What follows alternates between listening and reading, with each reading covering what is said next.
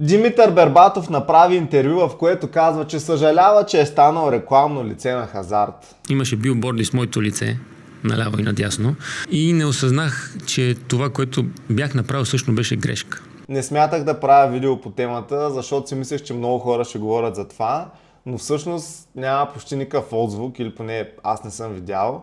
А смятам, че е важно, затова ще си изкажа мнението. Освен това ще ви кажа какви разсъждения има в последните месеци и ще разберете защо се срещнах с Флора. Изключително отрицателно ми е мнението за хазарта, за всякакъв тип хазартна активност. Това като тема трябва да се денормализира. Но преди това за Бербатов. Винаги съм се чудил как адекватните хора, които рекламират хазарт, защото повече са олигофрени, как се чувстват вечерта преди да заспят, как се чувстват когато останат сами със себе си. И много се зарадвах, като видях самопризнанието на Бербатов, защото това означава, че му е било гузно. Важното е човек, когато направи такава грешка, да се осъзнае, че е направил и да я спре да я прави, както аз го направих. Със смесени чувства съм това самопризнание, защото от една страна супер е човек да осъзнава грешките си и да се извинява. От друга страна Бербатов е нанесъл прекалено много щети с тази реклама, за да мине с едно извинявай. Аз за себе си съм убеден, че хиляди деца са започнали да залагат, защото са видели идола им да рекламира хазарт. Парите, нервите и времето, които са загубили хората, които са започнали да играят заради него, той няма да ми ги върне, пък и тя зависимостта си остава. В признаване на грешка също има сила. Да намериш тази сила вътрешно и кажеш извиняйте, направи грешка, сгреших. И ще я поправя. И продължаваш напред и гледаш да я поправиш, разбира се.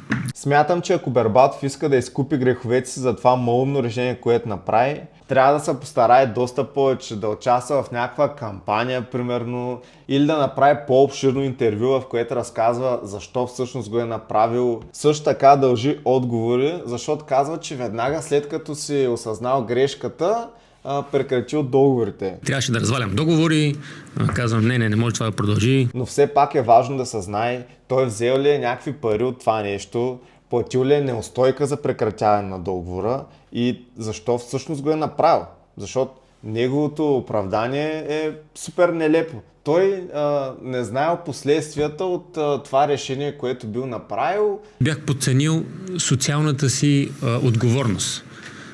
Най-вече пред младите хора. Не знаел социалната отговорност, която носи. Как да не знаеш, човек? Ти си Бербатов, ти си един от най-известните хора в България. Ти не си малумен, не си Стоичков. Другото, което много ме подразни, е, че се държи така, все едно е някаква нормална грешка, която човек прави в живота си и пита интервюращия, ти не си ли грешил? Всеки греши. И пак ще правя сигурно грешки. Ти нали също правиш грешки? Доста по-различна е неговата грешка от тази на обикновен човек, защото, например, ако аз греша, ще пострадам аз или моите приятели или моите роднини, а пък в неговия случай са пострадали хиляди деца, защото колкото по-богат и известен човек си, толкова по-голямо влияние имаш върху обществото, особено върху децата. Да обобщя в едно изречение, Ева на Бербатов, че призна грешката си, но в същото време едно извинение е крайно недостатъчно за това, което той направи и ако иска да изкупи греха си, трябва да работи още доста по въпроса. Толкова по темата за Бербатов, ще се надявам да не спирате клипа, защото имам интересни мисли и разсъждения, които бих се радвал да ги чуете. Друга причина да продължите да гледате е да видите какво мисли Флора за хазарта и как и защо по дяволите се срещнах с нея.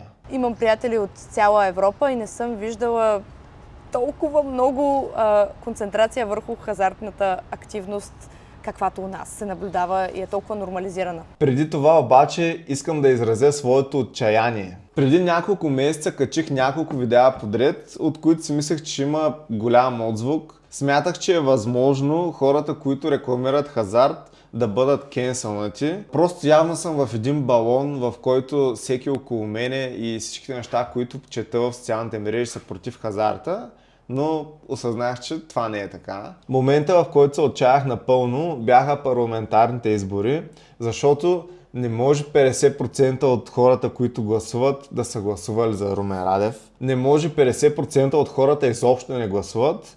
И това какво общо има? Как един човек може да бъде кенсълнат, ако 75% от хората или гласуват за Румен Радев, или изобщо не гласуват. На хората просто не им пука. Другата причина за моето разочарование беше, че каква файда, че ако продължа да се занимавам, ще помогна на 10 или на 20 души през живота си да се преборят с хазартната зависимост, като хазарта е толкова нормализиран в момента, че стотици, ако не и хиляди хора всеки ден се заребяват. Започна да се питам, има ли смисъл изобщо да губя нерви и време в това да се опитам да помогна, като реално нищо не се случва и даже става и в пъти по-зле. Трета причина е, че моите приятели, които също са много против хазарта, продължават да гледат инфлуенсърите, които рекламират хазарт, продължават да слушат певците, които рекламират хазарт. Даже и моят любим инфлуенсър започна да го рекламира. Заедно направо. Betfall.bg, много хубав сайт за хазартни игри. Какво ми каза Флора и защо изобщо се бях срещнал с нея? Когато започна световното, много почнах да се ядосвам на рекламите на хазарт по БНТ. То не беше една реклама, не бяха две, те бяха 3 реклами на хазарт в телевизията, при положение, че рекламите на хазарт са забранени. Говорил съм във вратичката, която използват в едно от предните си видеа и ми хрумна гениалната идея да направя клип какво мислят хората от БНТ за рекламите на хазарт по БНТ. И понеже с Флора се познаваме и бях писал дали е съгласна да й задам няколко въпроса пред камера, свързани с хазарта. Аз си мислех, че тя ще се досети, че става въпрос за БНТ, защото ако някой не знае, Флора работи в БНТ. Зададох и въпроса какво смята за рекламите за хазарт по БНТ, но тя не искаше да отговаря и ме помоли да не качвам тази част, което аз естествено уважих. Идеята ми за клипа пропадна, защото плана ми беше да дебна хората, които излизат от БНТ и които работят там. Да ги питам, да им навираме така камера в лицето и да ги питам какво мислите за хазарта. Щеш да има някакъв обществен отзвук и хората щяха да почнат да хейтят още повече БНТ. Но от друга гледна точка, аз съм напълно наясно, че тия решения не зависят от нормалните репортери и журналисти, които работят в БНТ. Още повече пък аз не съм някакъв нагъл, така да им навирам телефони в лицата на хората. И то, щом единственият човек, който познавам, не иска да отговаря на този въпрос, такъв е смисъл да се занимавам, да питам други. Тя ми каза за нейната визия как биха се променили нещата, свързани с хазарта. Според нея нещата няма да се променят, като се опитвам да всявам морал на хората, а ще се промени като се приемат адекватни закони. Аз смятам, че трябва да започнем и с някакви регулаторни мерки, тъй като политиците на практика, забранявайки рекламата на хазартна активност по телевизията, и то, разбира се, не напълно, я преместиха изцяло в онлайн пространството. И тук стигаме до нещо много интересно, което се случи само преди 2 дни. От Продължаваме промяната предложиха да бъдат забранени всички вратички в хазартната реклама. Това, което предлагаме с нашето предложение е допълване на забраните за реклама на хазарт, да не може да се рекламира на територията на населените места, но допълваме и забраната, която въведахме 24-та година за телевизия. Асен Василев говори точно за вратичките, които в хазарта се използват да се рекламира по телевизията. Да се затворят дупките в закона от типа продуктово позициониране да не се брои за реклама, защото това е очевидна дупка в закона, която се използва. От типа бранд на хазартна фирма да му сложиш лига отзаде и това нещо също да не се брои за реклама. При това, според вас, какъв беше отговор на прогресивна България? Не смятам, че в преходни и заключителни трябва да започнем с нея. Нека направим цялостен анализ. Нека да направим анализ, човек. Какъв анализ, бе, брат? Какъв анализ ще правиш? Някой връзва ли им се на простиите на тия, бе? Не било времето сега. Дайте половин България да се зареби към хазарта и тогава да почнем да вземем някакви мерки. Имате възможност тук и сега да забраните рекламата на хазарт. Изобщо не ни излизайте с "ама ние ще анализираме". Другата пък и тя подкрепила всичко, което ПП били казвали, ама не можело да се прави в последната минута. Ние подкрепяме всички мерки, всяка, но трябва по принцип да се направи не в последната минута. Добре, бе, кога, бе? Кажете кога трябва да се направи това нещо. Значи можеше да замразите майчинството, минималната заплата, 9, и колко милиарда за капиталови разходи, обаче нямаха време да спрат рекламата на хазарт. На всички им е ясно, че хазартните мафиоти държат така депутатите от Прогресивна България, от ГЕРБ, от ДПС, въпреки че някаква част от тях са самата мафия. И аз смятам, че нищо позитивно няма да се оправи в България, ако не управляват или ПП, или ДБ, или Манол Глишев, ако се направи партия. Ако не знаете кой е този човек, препоръчвам ви да го видите. Надеждата, общото ми е в него. Есента Румен Радев пада и от нас зависи кой ще си изберем. Спирам с политиката. Въпреки всичко, което казах до сега, не означава, че не трябва да се правят кампании, че не трябва да се говори по темата и че не трябва да се сипва морал на хората. Не може всеки втори инфлуенсър с аудитория от 10 годишни лапета да рекламира хазартни компании. Просто не е нормално това да е толкова добре прието в обществото и да минава и заминава. Ако чакаме само на политици да приемат правилните закони, може никога не се премахне рекламата на хазарта. Стигам до следващата тема, която е, че преди няколко месеца качвах доста рилчета в Instagram и в TikTok, свързани с хазарта.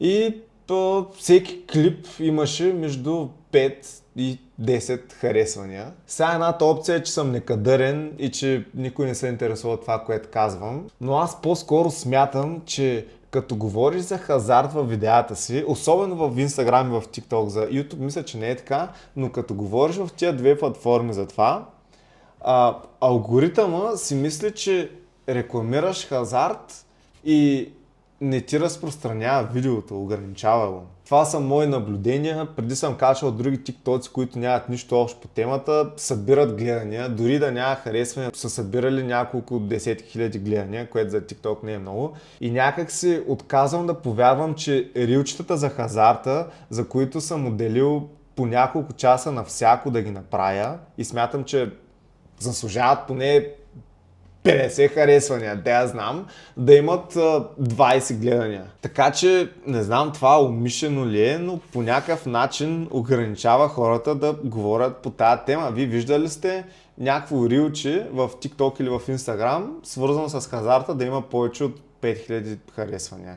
Аз не съм. И за това молбата ми в момента е да ме последвате в Instagram, ето тук някъде ще го има и долу в описанието, за да мога да събирам малко повече гледане на рилчетата, за които отделям време и усилия, въпреки че скоро едва ли ще качам някакви рилчета, но за в бъдеще. В TikTok ме баннаха поради някаква причина, не знам защо, ще се направя друг акаунт и в следващото видео ще ви кажа какъв е той. Другата молба, която имам към вас е, ако ви харесва съдържанието, да сканирате този QR код и да ме подкрепите, защото това, което работя в момента е доставчик на храна и трябва да работя, съответно имам по-малко време за видеа. Ако ви харесва съдържанието, много бих се радвал, ако ме подкрепите финансово, защото по този начин ще се налага да работя по-малко и съответно да имам повече време за видеа. И стигаме до последната ми тема, която не знам как да я формулирам, но е свързана с кампании, с помощ на хора и с всякакви инициативи, свързани с хазарта. Причината, поради която ги правя тия видеа е, освен защото искам да правя това като работа, не да разнасям храна, е да помогна на повече хора. Аз съм много подходящ за това, защото мразя хазарта. Мразя всички, които го рекламират. Има много като мене, но третото нещо, което ме отличава е, че аз съм си патил. За тия, които не знаят, 10 години бях хазартно зависим и съм загубил над 100 000 лева. Вече повече от година и половина не съм залагал и никога няма да направя през живота си и много бих се радвал да помагам на хората. Смятам, че хората не са ме викали в такива инициативи не защото си мислят, че не ставам, а защото не съм достигнал до тях. В тази връзка преди няколко дни гледах видеото на Кралски от Comic-Con и там една фенка му каза, че организира кампании против хазарта. На хазарта? Да, на хазарта. Тъй като се налага да участва в много инициативи. Ако някой познава това момиче, ще се радвам да ме свържи с нея или нея с мене, се тая. Или пък ако ти организираш някаква кампания или протест, или познаваш някакъв такъв човек, викайте ме, възползвайте се от мене, аз искам и мога да помогна на каузата. Абонирайте се за канала, ако ви е харесало видеото, сложете един палец нагоре и след около 2 седмици очаквайте видео свързано с хазарта в Монтана, какво мислят хората за тая гнусна табела, която стои в началото на града. Желая ви приятен ден и нека кенселнем рекламните лица на хазарт.